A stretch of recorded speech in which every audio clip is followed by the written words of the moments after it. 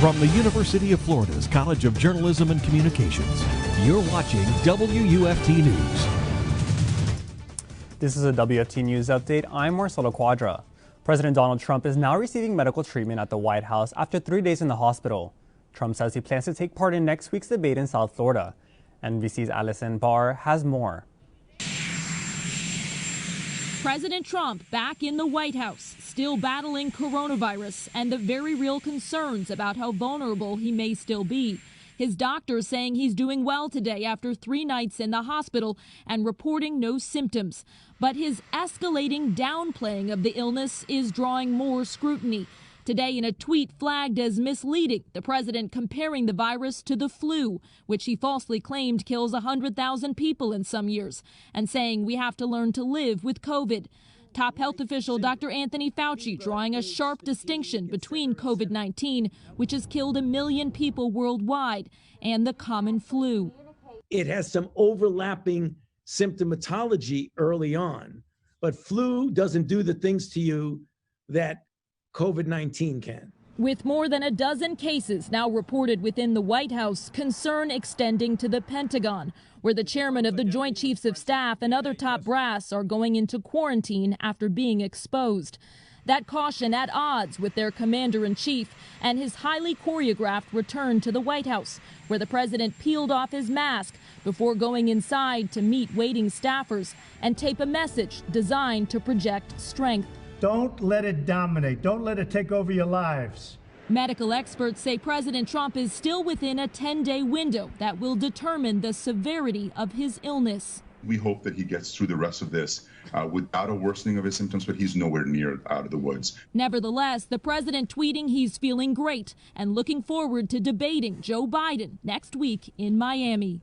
In Washington, Alice Barr, NBC News. The vice presidential debate between Mike Pence and Kamala Harris is still on track for tomorrow night.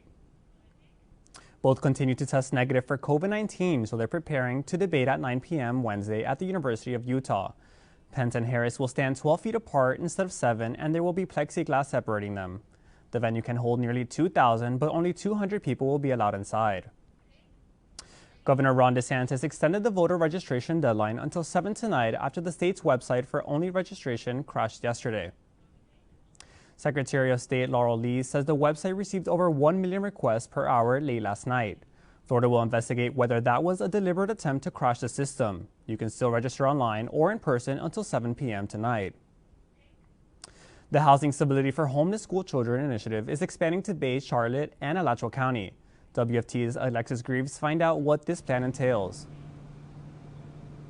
Thanks, Marcelo. This new plan will ensure some homeless school children will have a place to rest their head at night. I'm grateful for this program. There's so many families that need this. In Alachua County alone, there are about 1,000 homeless students. Our homeless students are a vulnerable population because of the fact that they don't have adequate nighttime residency. But there is a new initiative funded by the Florida Housing Finance Corporation that will help about 25 families with their rent and other fees for 24 months. Florida Housing Finance Corporation Executive Director Trey Price is glad to be part of this community partnership. $500,000 in tenant-based rental assistance that will go towards providing this assistance for rent and finding apartments for these homeless school children. This initiative is designed to help families get back on their feet, which in turn could help in the long run with their children's futures. St. Francis House Executive Director Lori Schiffbar explains the process behind finding families in need. Our case manager will work with them. They will do an assessment, identify strengths, opportunities for improvement, what some of the challenges are going to be, what their needs are, and then to getting them permanently and stably housed. As of this week, 6 families will start the process. St. Francis House case manager Cindy Walensky has already been in contact with parents who are beyond grateful for this plan. I met with a family this morning, and she was, very excited to have that stability so that her daughter could come home to the same place, to have a bedroom, to do her homework, just to really be able to be a child and not worry about where your next meal is going to come from. Not only will this initiative provide rent for vulnerable families, it will also provide services such as food assistance, dental care, and financial literacy. The interview process is already taking place as they are actively searching for these families. Reporting live from the newsroom, Alexis Greaves, WUFT News. Thanks, Alexis. SpaceX sent its 13th batch of satellites to orbit this morning. This was the rocket's 5th attempt at takeoff after bad weather and technical issues delayed the launch. The company's CEO, Elon Musk, is visiting Cape Canaveral this week to check out these problems. The goal of these satellites is to give low-cost internet to people in remote locations. The sun is out again today in Gainesville. Zoe Robinson joins us from the Weather Center with what we should expect for the rest of the week. Well, right now, warm and muggy conditions are expected for the rest of this week as a lot of tropical moisture is sitting over the state of Florida. I'm forecaster Zoe Robinson. As we can see outside right now, pretty gloomy skies. There's actually some showers starting to roll into the Gainesville area. However, earlier in the day, though, that wasn't quite the case. This was more so of what we saw earlier, pretty blue skies with not a lot of clouds.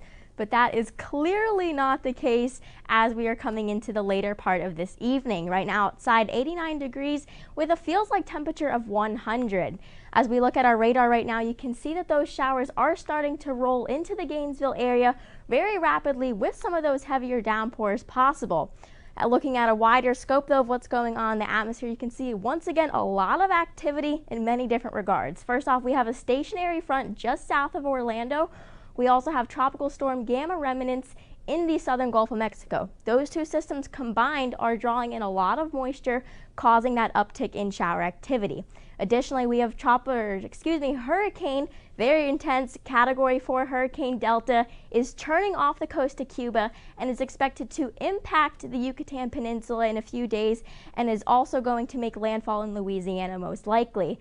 While we won't see a direct impact here in Florida, what we will see is an uptick in southerly moisture flow, and that's going to cause a lot of that humidity and a lot of that moisture in our atmosphere, which is probably what you felt earlier today. As we can see outside right now, once again, those showers are starting to creep in. Once again, that's reflected right here as we head into the evening, and then cloudy skies overnight, causing some patchy fog possible in the morning. Your overnight lows, though, 73 in Gainesville, 76 in Ocala, and 74 in the Villages. Those temperatures will quickly ramp up tomorrow afternoon, though. It's going to be very hot and humid. Afternoon highs tomorrow, 88 in Gainesville, 89 in Ocala, 90 in the Villages and Bronson, and 91 in Crystal River. With all of that hot temperatures and humidity, we're going to see some more showers tomorrow. You can see some scattered ones here and there. It's not going to be a huge rainmaker, but it is something to be cautious and concerned about. As we look at our week ahead, every day is going to seem like the previous one as we see temperatures are going to stay in the mid to upper 80s in the afternoons with also some increased scattered shower activity. Now back to Haley Sparks with sports. The number 4 Gator football team travels to College Station this Saturday to take on the ranked number 21 Texas A&M Aggies. This will be the first time the Gators and the Aggies face off since 2017. The two SEC teams have only met 4 times throughout history. In their most recent matchup, Texas A&M beat Florida in a close game of 19-17 in the Swamp. Texas A&M is currently 1-1 on the season so far and stands second in the SEC West, while the Gators look to move to 3-0 on the season. Gator coach Dan Mullen says Texas A&M has a veteran team and believes this will be a good matchup for both teams. I think they're very, very talented players. Got a veteran quarterback. They got a bunch of really good skilled players offensively that can make plays in the pass game and in the run game. Defensively, hands down the best defensive front we've seen. They've been a little banged up in the secondary, but they got really athletic guys and veteran linebackers. So, certainly a team. I know that preseason a lot of people expecting to go compete for the SEC West Championship, and you can see why on film that they are a legit football team. But many people feel the Gators have not met the standard defensively in their last 2 games despite their high national ranking. Florida linebacker Amari Burney believes if everyone does their job, the Gators defense will get back right. Defense, we got to come together and we got to play the full game. We can't just play a half. We can't just play a quarter. We got to team up. We got to shut them out. Defense got to have the mentality where when the game is on the line and the game is getting to the wire, we got to stop everybody. And we didn't do that Saturday. Going into the third quarter, we had them down and we let them score, and that was unacceptable. Saturday, the Gators and Aggies kick off at noon Eastern Time on ESPN. More hoops tonight as the NBA Finals continue with Game 4 between the Los Angeles Lakers and the Miami Heat. Miami looks to tie the series as the Lakers currently lead 2-1. While the Lakers struggled in Game 3, ending the game with 14 turnovers, Jimmy Butler and the Miami Heat proved why they deserve a spot in the finals. Miami had an inspiring win on Sunday night, winning 115-104 over Los Angeles. Butler led the way for Miami with 40 points, 13 assists, and 11 rebounds. There is some good news for Miami coming into Game 4 as well. Star power forward Bam Adebayo has been upgraded to questionable for tonight's game. Adebayo has missed the last 2 games due to a neck injury. The decision of his return will be up to the team's medical staff. Goran Dragic still remains doubtful for Game 4 because of his foot injury. Tonight's tip-off is set for 9 on ABC. Meanwhile, expanded postseason play in the Major League Baseball continues throughout the day between teams in the American and National League. Game 1 between the Miami Marlins and Atlanta Braves is underway. At last look, Atlanta leads 9-5 in the top of the 9th. Also, the Astros and Athletics Games 2 is in process. At last look, Houston leads 2-1 in the bottom of the 3rd.